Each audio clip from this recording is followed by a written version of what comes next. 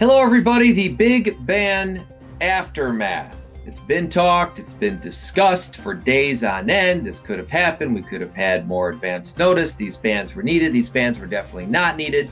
Mana Crypt and a Jewel Lotus in a free fall. Dockside Extortionist also not doing so great. Nobody cared about Nadu. So we know about those four cards.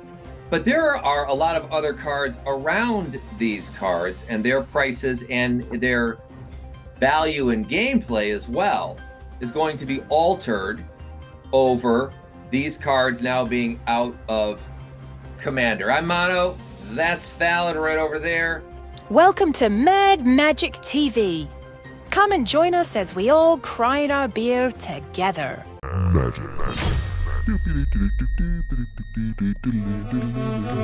What are the cards we should keep an eye on? Well, some of the cards on the periphery that we should definitely be keeping an eye on are the cards that are going to either benefit or suffer from these bannings. And in this video, we're going to kind of focus on those cards that are going to suffer a little bit. We start off with Nadu. There's some really random cards that just spiked because of Nadu that don't really have any business being worth what they are without the utility of a card like Nadu. For example, we could kick it off with Sylvan Paradise. Yes, the Sylvan Paradise, the even crappier lace version of a card, but cool, all the way from Legends. Showing lightly played here, still at $50. Let me go ahead and adjust our filters over here to the near mints. We're saying 64, but what do we actually have for sale? There you go. Pretty close. However, right now, it seems to be holding. Let's go to 1 month. Well, we're seeing it starting to come down, right? Yeah, but look at that. This was in late August, was a $100 card, right? Now it's already at 55. So talk to me about this. See, the benefit of this card is that for a very cheap cost, it allowed you to target all of your creatures that were in play, therefore being able to get the maximum effect off Nadu's bonus ability. You're not technically drawing cards, but you're, drawing cards as a resource with the Sylvan Paradise. Now, this got on everybody's radar only because of Nadu. It's only ever been on anyone's radar because of Nadu, and that's the way it's going to be. So we've seen this card that has a very small print run, and it's from the Legends, 31 years old. It's going to probably go to not totally zero because it's Legends, but near zero. Yeah, this one would really hurt, right? Because this was the sort of card that, as you said, didn't have a whole lot of use for. It's also a very old card, so it probably doesn't move all that fast. If we go to view more data, I mean, look at this, right? So nothing's sold since the 21st anyway. There were 4 in September, and then we're all the way back to August. So this was not an exact card that, a card that like a whole lot of people had a lot of demand for anyway. I mean, I think some of its price was just because it was an old Legends card, but certainly there were plenty of other Legends card if you're just looking at cool old cards besides this one. All right, what else did Nadu, with Nadu gone, is going to go bye-bye? Well, there's the other Legends counterpart in the blue color pie called Sea King's Blessing that essentially does the same thing. It allows you to target, with Nadu in play, all of your creatures, therefore turning 1 blue mana into often even a double ancestral recall sometimes. You think about this with Nadu being, right, it was green and blue, and then looking at these old cards, like just like feeling like you hit the jackpot, and 5 seconds later, it's like, Nadu, we hardly knew you. Okay, so we have it at $40 is on sale, $41 including shipping.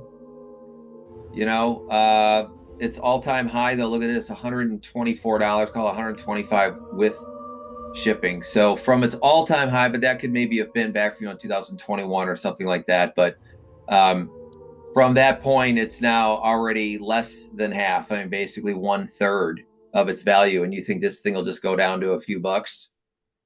Yeah, it's going to drop much farther percentage-wise than some of the other cards that got boost from the bannings.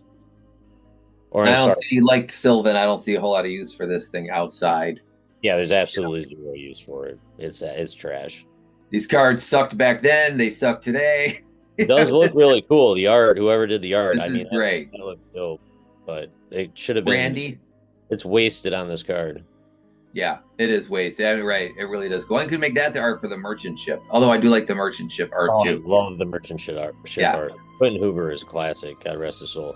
Yeah. Okay. The next one that they do is sticking it to. There's one more card that I really want to talk to about regarding Nadu, and that's Shuko. And Shuko, Right? I think it came out with Betrayers. It came out with Betrayers of Kamigawa. It's been a long time in obscurity. Really had no use. The only use that it really has is guess what? It's one to cast and equips for 0. So for 0 mana, you can go back and forth targeting every creature that you control on every turn. So Nate, this card was built for Nadu. Um, they should have went on a long, really strange honeymoon together. Had 9 kids and 2 dogs, and lived happily ever after. But then Nadu got banned, and uh, this card is going to, seep back into obscurity. It's brutal. Look at its high price was $45. I would say that that was probably a little bit closer. They're not showing it here like that. I mean, I don't know if this all time high seems like it would have been around the Nadu time. But here you are now, shipping included, just shy of $7. We haven't seen the bottom.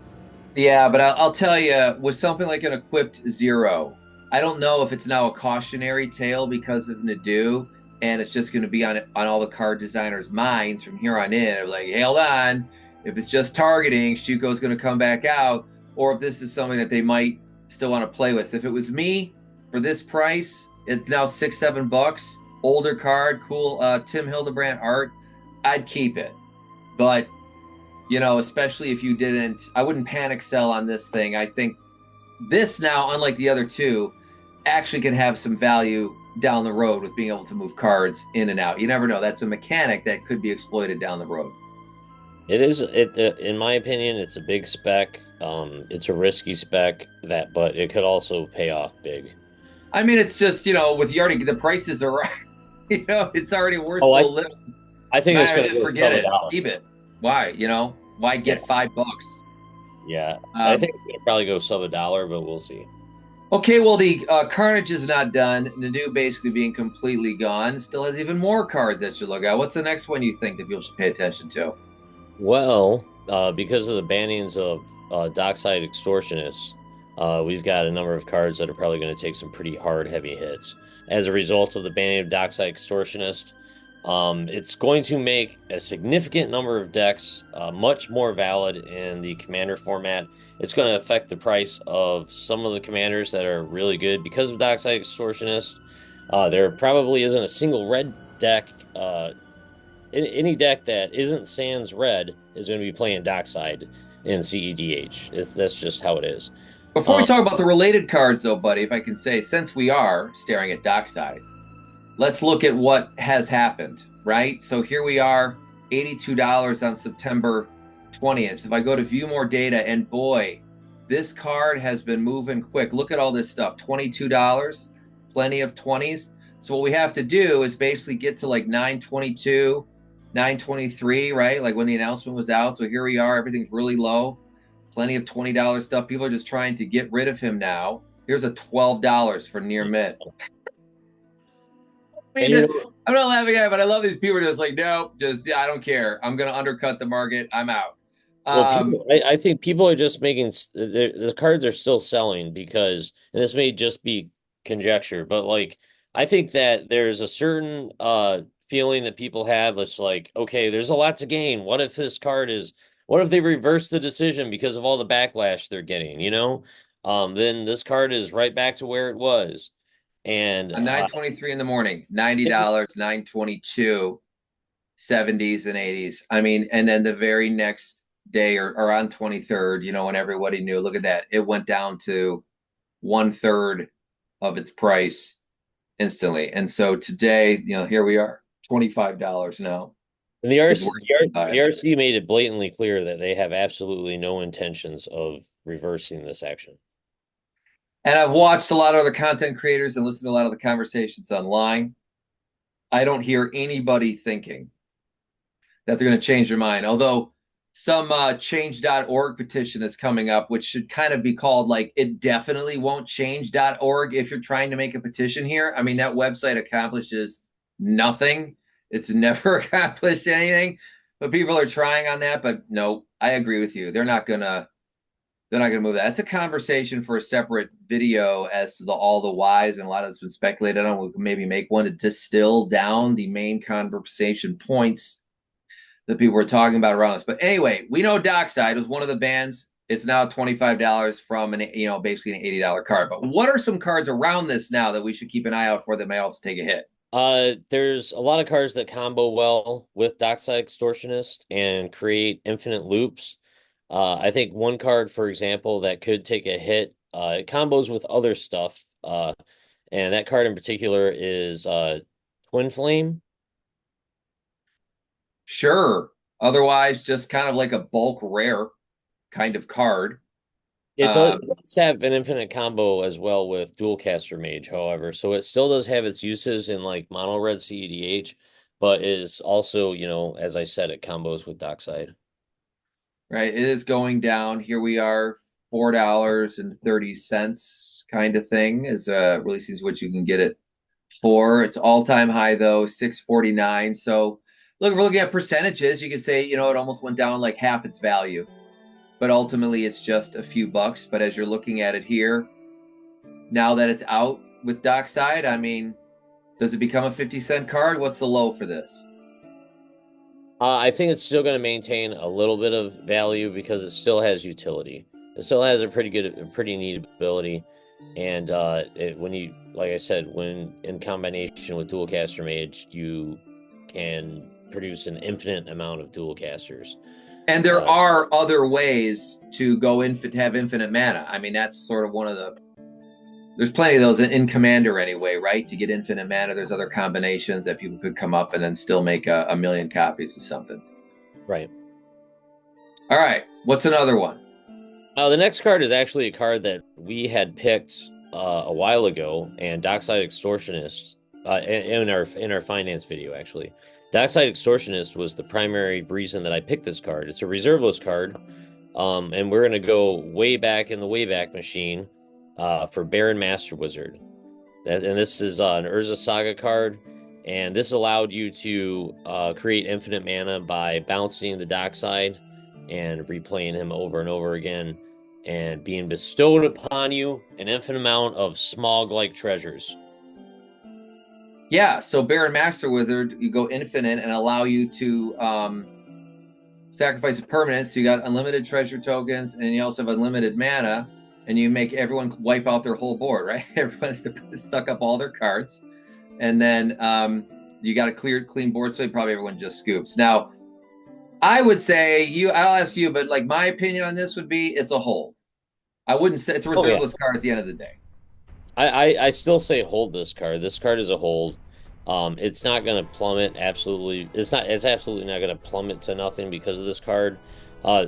I just had kind of the hypothesis that because it comboed so well with Dockside, and there was some blue-red combination partner commanders that were prevalent, that Barrin Master Wizard was going to be able to be used more efficiently and more often in combination with Dockside.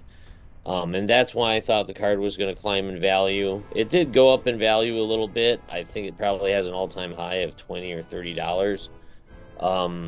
But yeah, they're saying here $12, but I don't think that's right. I think it was worth a lot more once upon a time. Yeah. But this is another loser overall, although it's still a hold in my opinion.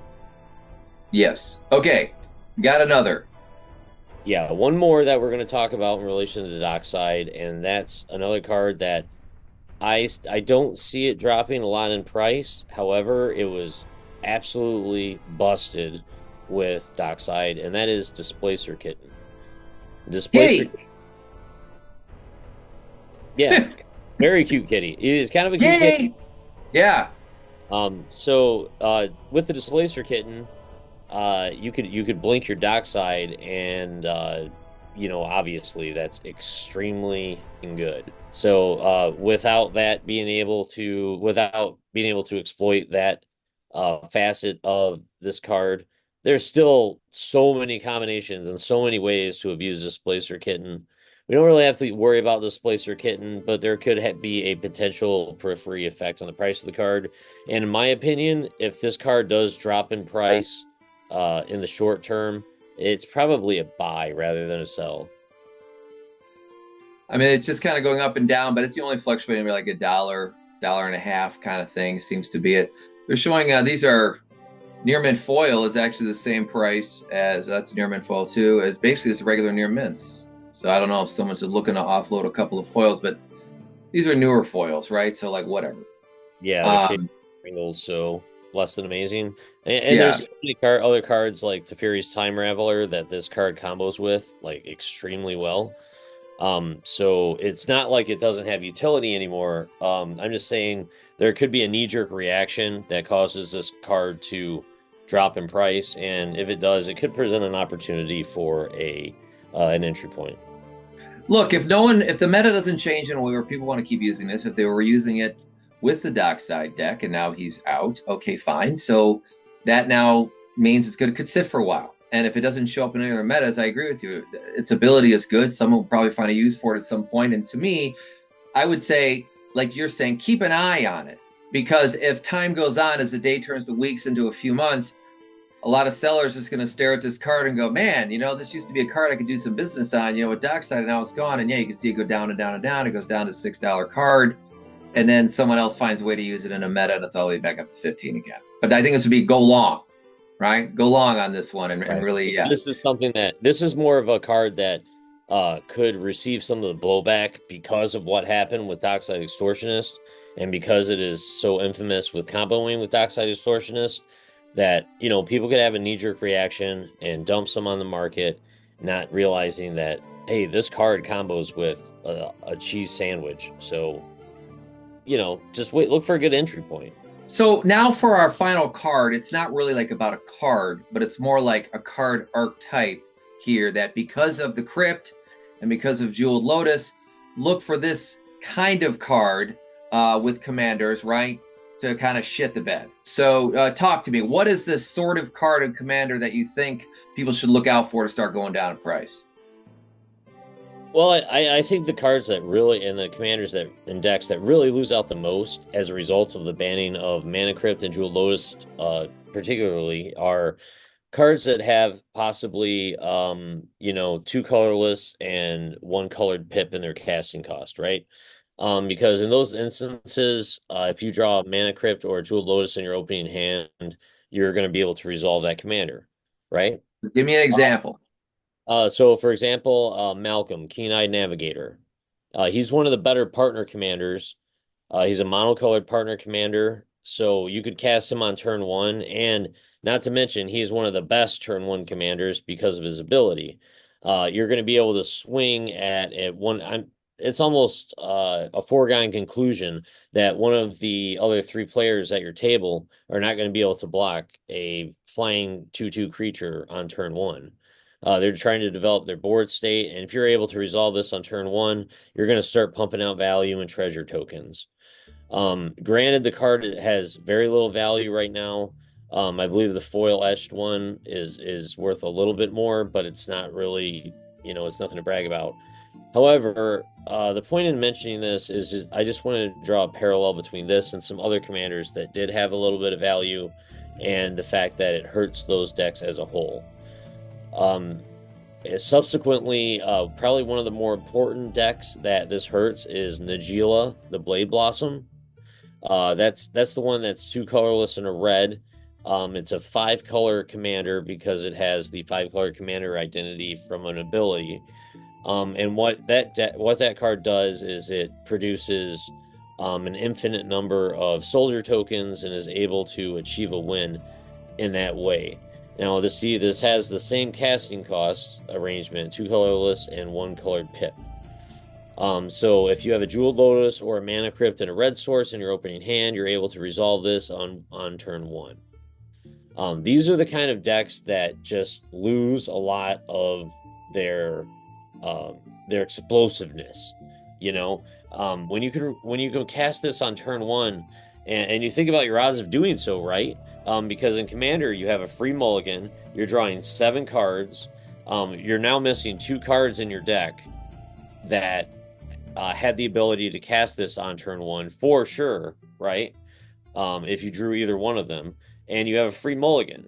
So you look at your first 7 cards, just some quick mental math that isn't perfect, but 7 times the 2 cards is 14 cards, and you multiply that times 2 with the mulligan is 28. 28 divided by the 99 gives you a percentage of about 30%, roughly, that if you mulligan once, that you would be able to cast this on turn 1 in your game of Commander. So without those 2 cards as an option, it doesn't seem like a big deal for 2 cards to be missing in your Commander deck in a singleton format, but in actuality, it is. Yep, but that was the point of the RC. If they are to be believed, and opinions vary. I don't necessarily think that they're lying in their rationale, whether we agree about it or not. But they say they want to slow the game down. People are saying, all right, you want to slow the game down. How does that make any sense when you said the whole point of him to do is that he was slogging it out, and so he was making the games take too long. So, but that's its own thing, and everyone is still debating that stuff. But certainly, with this creature here, yep, I lost my train of thought. I lost my train of thought a couple times. Sobriety sucks. But you look at some of these creatures, and what's interesting I think about them is that if they can't go quick, then they don't go at all, right? And I think that was kind of their value, and so it's not even a matter of like, oh, the games will go too fast or whatever. It's just sort of like, if I can't get this commander out until turn 4 or 5 or whatever, it's like, I don't want to use that commander ever, and so, yeah, it can actually make them, not that they would rechange the deck, it would just mean deck done. And I totally think that the bannings of the last 2 cards, this is my final thought regarding the cards that it could affect on the periphery, is that the cards that are hurt the most with Jeweled Lotus and Mana Crypt being removed from the format are expensive commanders. Like, these are commanders that, like, people have fun playing, and they have the propensity to be playable commanders that can do some damage. Do you have any idea how much it hurts an Eldrazi deck like Kozilek, the Great Distortion, if you don't have access to Mana Crypt and you don't have access to Jeweled Lotus? I mean, it just destroys their chances by like a large percentage. Like, as I was just stating, you had about if you want to take into account the mulligan and you don't want to get into the difficult mathematical stuff of statistics, you could just round up 28-30% a chance to be able to have the Jeweled Lotus or the Mana Crypt on one of your first couple turns. And without that, you're all of a sudden you're talking about a 10 casting cost commander. Good luck. I mean, it just really stifles creativity in my mind, and I think that they have had a complete disconnect. Well, if over the next year we see cards that look suspiciously similar to Jeweled Lotus and the Mana Crypt, knowing how long it takes Wizard to create new cards, that all of a sudden are released here 3 sets from now, I think we'll have our answer. Yeah, if that happens, I'm going to be like the old crotchety guy on the front, like on their porch, screaming for the kids to get off their lawn. Just like, kids, get off my lawn. You know what I mean? I'm going to be that old. The fix is in. I'm going to play that old Pump Up the Volume song. The war is over. Everyone knows the good guys lost. I'm going to rock out this Milli Vanilli, and I'm just going to sell all my cards except for old school. And I'm going to sit down with some 50-year-olds at a cigar bar and get weird. Well, okay then. Be sure to like and subscribe, and I'll hang out with you in 50 years. Magic.